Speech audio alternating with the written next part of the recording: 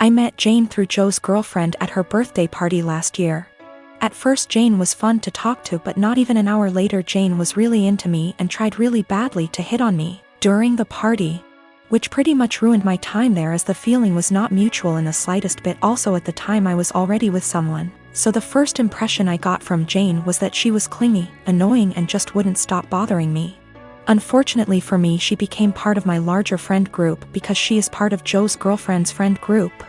That is a mouthful, sheesh. And because me and Joe hang out a lot and I am also friends with his girlfriend, I pretty much run into her at minimum twice a month. So first time Jane asked me out was a month after that party. I informed her I was with someone and not interested. She tried again 2 months later when I broke up with my then girlfriend. Again I declined her advances and told her I was not interested. I got into a new relationship not long after, but unfortunately she and I broke up about 2 months ago. Since then, as you might have anticipated, Jane has asked me out again. I said no again. Well, that brings us to this week. Everything has been opening up here, and Joe had been trying to fix me up with a friend of his girlfriend and would not tell me who. He is well aware of me having rejected Jane multiple times and the fact I am not interested in her. He knows this in detail.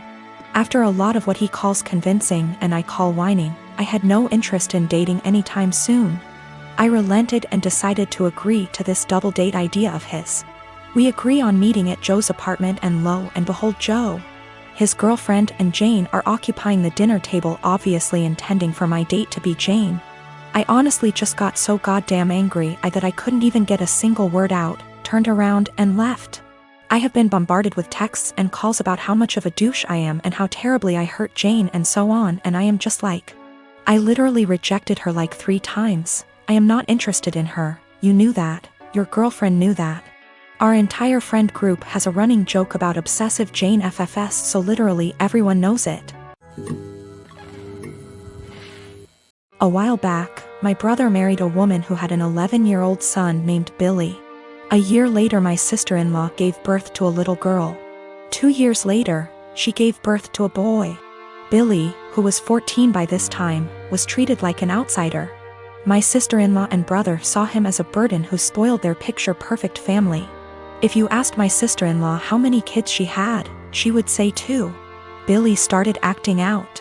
He got involved with a bad group of kids and started getting into trouble. He started failing all of his classes.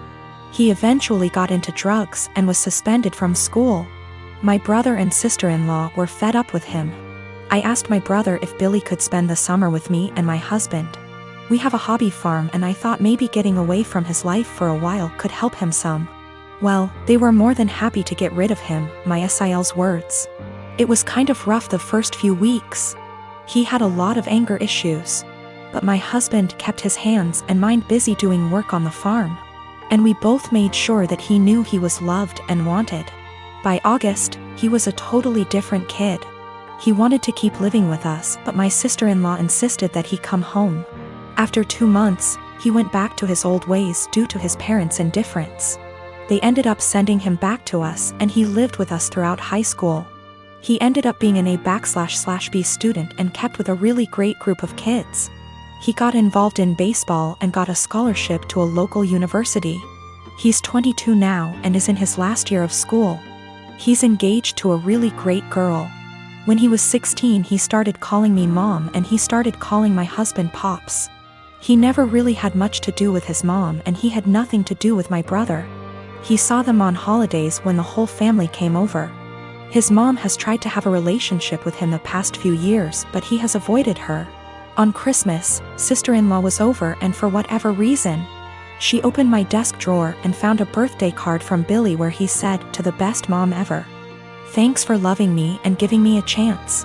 She was devastated. She ended up texting Billy, confronted him and asked him if she would be presented as mother of the groom at his wedding.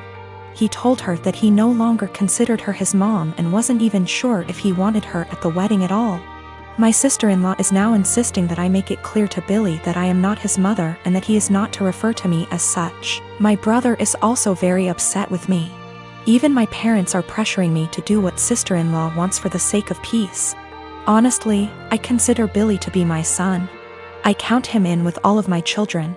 I feel like telling Billy not to present me as mother of the groom could possibly be misinterpreted as me saying that I don't feel like he's my son and I don't even want to take a chance of that happening. If he decides to present his real mom as mother of the groom, I will 110% support him.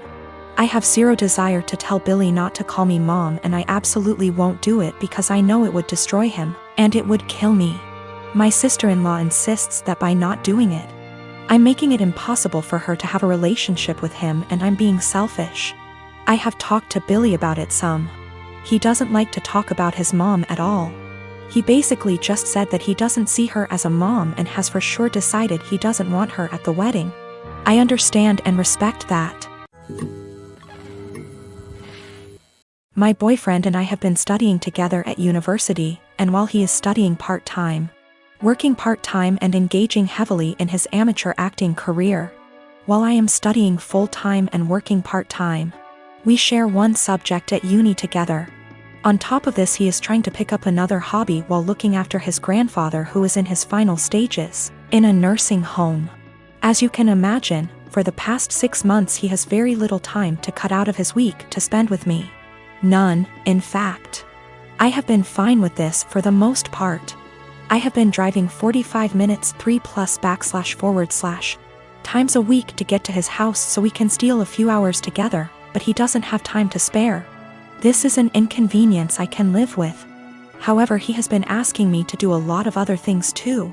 He has frustrated me multiple times with demands that I visit his grandfather, who does not recognize me, for 2 hours, which turns into 4.5 hours, or help him with a family matter, which lasts 5 hours or so.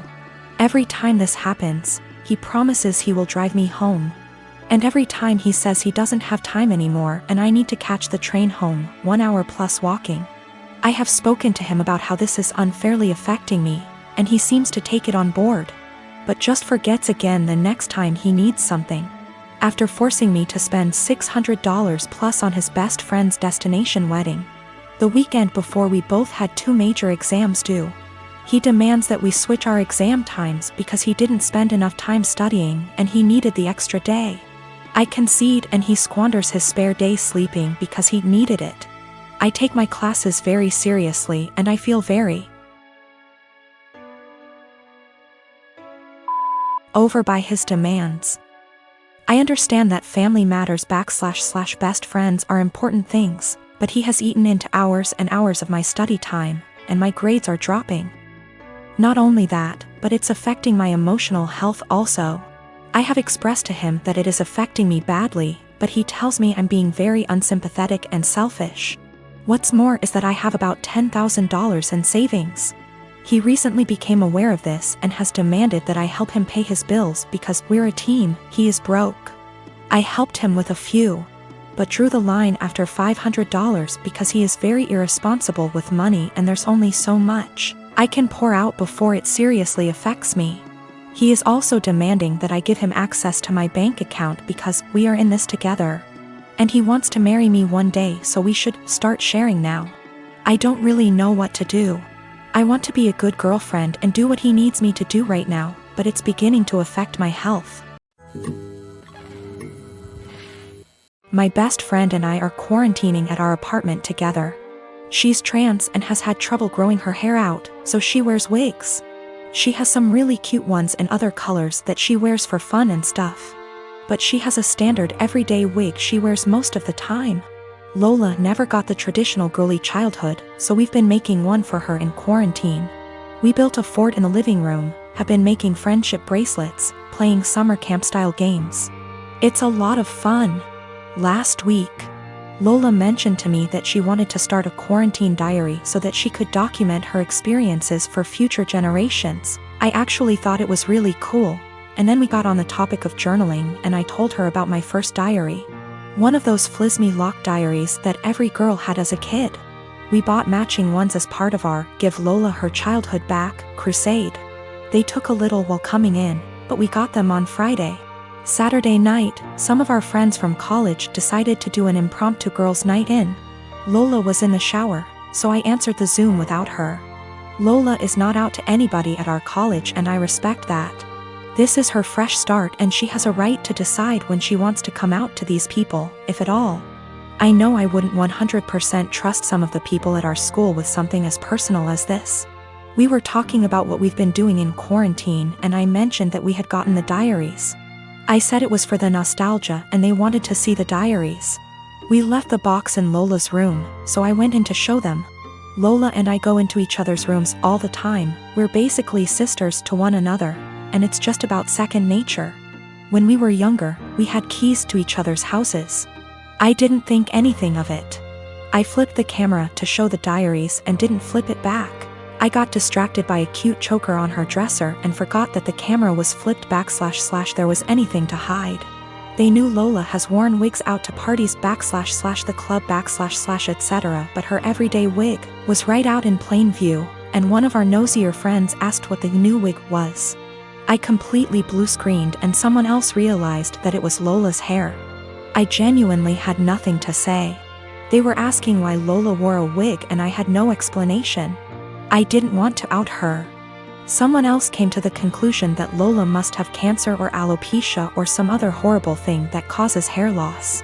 They've decided that she was just too embarrassed to say, and they all started going on about poor Lola, etc. I just didn't know what to say and I said it wasn't my place to confirm / deny. I hung up and immediately told Lola. I apologized profusely, and I know how badly I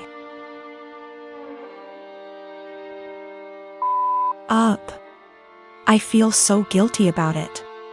But, understandably, she's upset. Now, she's being forced to decide whether or not to out herself. Lola, understandably, doesn't want to lie about having some serious disease and people are already trying to show support. At the same time, though, she doesn't want to have to come out. I don't know what to do. I want to support her, but she doesn't want to even see me right now.